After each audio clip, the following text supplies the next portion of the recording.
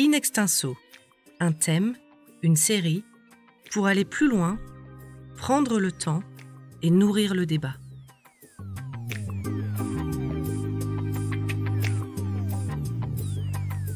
Crise sanitaire, crise économique, crise politique, mais aussi crise sociale. En un an, un virus inconnu a mis la planète sans dessus-dessous, bousculant tous nos repères. Il a fallu apprendre à vivre confiné, masqué, à vivre dans l'incertitude. Mais il nous faut aussi réfléchir à la nature de cette crise, aux outils dont nous disposons pour l'affronter et surtout à ce qu'il nous faudra inventer pour créer le monde de demain. C'est pour aborder toutes ces questions que The Conversation vous propose une série de 4 podcasts intitulés « Quel nouveau monde ?» et réalisés avec le Collège des Bernardins. Antoine Arjakovski, historien et directeur de recherche au Collège des Bernardins, va nous accompagner tout au long de cette réflexion. Dans ce 3e épisode, les Nations Unies sont-elles condamnées à l'impuissance ? Nous allons revenir sur le rôle des organisations internationales et plus spécifiquement de l'ONU. Pourquoi cette instance semble-t-elle si souvent inefficace ? Est-elle condamnée à l'impuissance ? La pandémie a révélé d'abord que l'Organisation mondiale de la santé était une institution fragile, parce qu'on l'a vu en 2020, quand Trump était au pouvoir, les États-Unis ont voulu se retirer de l'OMS, finalement ils sont revenus. On a compris que l'OMS était un lieu de tension. Et donc, ce qu'il faut déjà, pour commencer, c'est sortir l'OMS de cette tension entre les États-nations. Il faut parvenir à un véritable multilatéralisme. Mais je dirais que le problème de fond, c'est pas juste un problème structurel, organisationnel, c'est un problème budgétaire. Si le monde va de moins en moins bien, c'est parce qu'il y a de plus en plus d'inégalités et de plus en plus, il y a une dégradation aussi de la diversité biologique, il y a une dégradation du climat.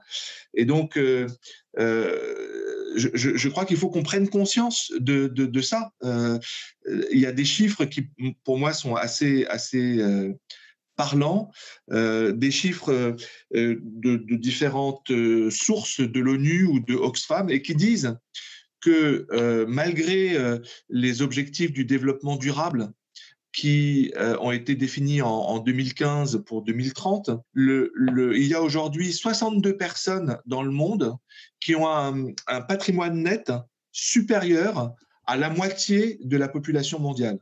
Donc ça, c'est quelque chose d'absolument terrible. Il y a un autre chiffre que je trouve absolument ravageur, c'est le nombre de personnes qui meurent de la faim chaque jour. Il y a 10 000 enfants qui meurent de la faim et 25 000 personnes en tout qui meurent de la faim chaque jour. Et il y a un 3e chiffre que je trouve aussi absolument sidérant, c'est un rapport de l'ONU de l'année dernière qui explique qu'aujourd'hui, il y a 500 000 espèces, plantes, insectes, animaux, qui sont menacées de totale disparition dans les 20 prochaines années. Donc voilà, le monde va mal, et de plus en plus mal. Et par rapport à ça, on a chiffré quel devrait être le budget que les Nations Unies devraient mettre pour réaliser ces 17 objectifs de développement durable, et c'est de l'ordre de 2 500 milliards de dollars pour les 15 prochaines années. Or, aujourd'hui, aucun État ne met suffisamment de budget pour parvenir à cette somme. Donc, rien que pour la France, l'aide publique au développement qui devrait être de l'ordre de 0,7%, n'en est qu'à la moitié, 0,35%. Donc voilà, après il ne faut pas s'étonner que le monde va mal et que des pandémies arrivent et aggravent encore la situation de pauvreté. In extenso, un thème, une série, pour aller plus loin, prendre le temps et nourrir le débat. L'ONU avait déjà montré son impuissance en fait avant cette crise. Donc, est-ce que vous pouvez nous expliquer ce qui clochait déjà avec l'ONU avant la crise qu'on traverse ? Avant la crise qu'on traverse, il y avait déjà eu des critiques sur le fait que le multilatéralisme ne fonctionne pas. Après, le président Macron en particulier en a beaucoup parlé. Mais si le multilatéralisme ne fonctionne pas, c'est pas par des mots qu'on peut le résoudre. Le multilatéralisme ne fonctionne pas parce qu'il est basé sur un droit international qui date du XVIIe siècle et qui insiste sur une seule chose, la souveraineté des États-nations. Et donc, dans une configuration du droit international qui est basée sur la souveraineté des États-nations, on peut comprendre que sur des grands conflits, comme par exemple en Syrie ou en Ukraine, on n'arrive pas à trouver de solution. La Syrie, dont on a célébré avec tristesse le 10e anniversaire de la guerre récemment, c'est plus de 340 000 morts en 10 ans. Ça veut dire 100 morts par jour depuis 10 ans, dont plus de 100 000 civils. C'est absolument terrifiant. Il y a eu des résolutions qui ont été votées par le Conseil de sécurité, en particulier pour venir apporter main forte aux populations civiles, qui sont les premières victimes, plus de 100 000 victimes civiles. Et à chaque fois, la Russie a apporté son droit de veto pour s'opposer à ces résolutions du Conseil de sécurité. C'est la même chose pour l'Ukraine. Ça veut dire il y a cette guerre qui est un conflit ouvert aujourd'hui en Europe depuis 2014 entre la Russie et l'Ukraine. Les Nations Unies ont voté contre l'annexion par la Russie de la Crimée et rien ne s'est passé après. Et quand, par exemple, un avion de la Malaysian Airlines, un avion civil, a été abattu au-dessus du Donbass et qu'une commission internationale a prouvé qu'il s'agissait bien d'un missile russe, eh bien, rien n'a été fait. Donc voilà, on ne peut pas s'étonner ensuite de la montée des populismes, de la montée des violences, de la montée des ressentiments par rapport à un ordre international qui ne fonctionne pas. Du coup, Antoine, quelles sont les solutions? La réforme de l'ONU est un serpent de mer. Peut-on vraiment réformer l'ONU et comment? Et plus généralement, peut-on repenser notre relation avec ces grandes organisations internationales? Il faut répondre sur le fond et sur la forme. Je dirais que pour commencer, il faut repenser la Charte des Nations Unies. Cette Charte des Nations Unies, elle a été écrite donc à la fin de la Deuxième Guerre mondiale et elle a été écrite par un quart seulement du nombre de pays actuels de l'ONU. Et on voit bien qu'aujourd'hui, il y a une grande majorité des pays de l'ONU qui ne se sentent pas complètement concernés par cette charte qui défend les droits de l'homme, etc. Donc, je crois que la première chose à faire, c'est de restaurer les principes fondamentaux de la dignité, de la solidarité, de l'état de droit, de la justice, de la responsabilité. Voilà, ça c'est des principes fondamentaux sans lesquels un nouvel ordre international ne serait pas possible. Et je pense que ce n'est pas utopique que de penser ça. Il y a une ancienne ministre de l'Environnement en 2015, Corinne Lepage, qui avait proposé avec des juristes une nouvelle déclaration universelle des droits de l'humanité que je trouve à titre personnel assez intéressante parce qu'elle posait de nouveaux principes et notamment le principe intergénérationnel, c'est-à-dire que les droits, ce n'est pas juste pour nous aujourd'hui, c'est aussi pour les générations futures. Et elle posait aussi de nouveaux droits, et notamment le droit de protection de l'environnement, le droit de protection de l'espèce humaine, le droit d'une santé qui soit durable. Voilà, donc ça, je crois qu'il faut commencer par ça, et c'est indispensable. In extenso, un thème, une série, pour aller plus loin, prendre le temps et nourrir le débat. Il faut aussi imaginer une réforme, comme vous le suggérez, des structures des Nations Unies.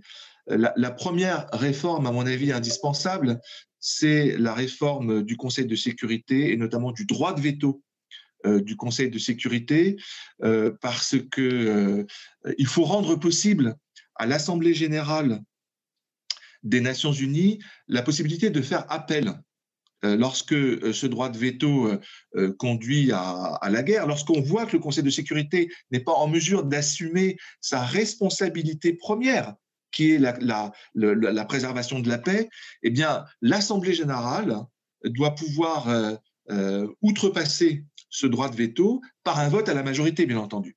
Et ça a été d'ailleurs pensé dans les années 50 lors de la résolution Hutchison, mais ça a été abandonné. Et là, aujourd'hui, l'Assemblée générale doit pouvoir prendre des décisions qui ont une force contraignante.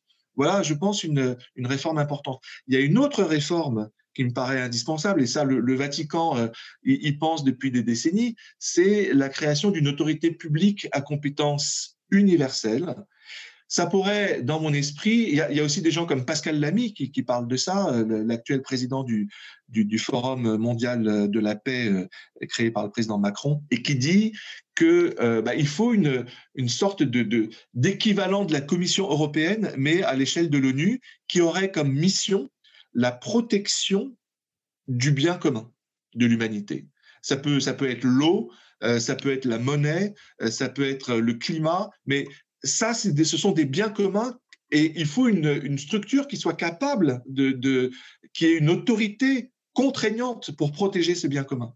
Et puis, il y a une troisième série de réformes indispensables, à mon avis, c'est renforcer certaines agences, comme l'Organisation internationale du travail, qui fait un travail extraordinaire, mais qui n'a pas de tribunal qui soit capable, là encore, de faire appliquer des décisions que cette organisation prendrait pour lutter contre le travail forcé, par exemple, en Chine, ou protéger les migrants, etc. Enfin, je pense que ça, c'est indispensable. Et comment l'ONU pourrait davantage agir au plan environnemental ? Il y a une autre agence, mais qui n'existe pas encore, mais qu'il faut créer absolument, c'est une organisation mondiale de l'environnement. Il y a des centaines d'accords en matière d'environnement qui ont été adoptés, mais qui n'ont aucune force contraignante. Donc, il faut créer une structure au niveau des Nations Unies qui permette de contraindre non seulement les États, mais aussi les multinationales, toutes les organisations internationales, à respecter notamment les accords qui sont adoptés dans le cadre de la COP21 et des grandes rencontres internationales. Voilà ce qui me paraît urgent, possible et indispensable. Et on réfléchit à ça au Collège des Bernardins dans le cadre du séminaire de réflexion qu'on a sur les nouveaux paradigmes et qu'on veut présenter prochainement à l'occasion de la publication d'un livre à l'automne et d'un colloque en janvier 2022.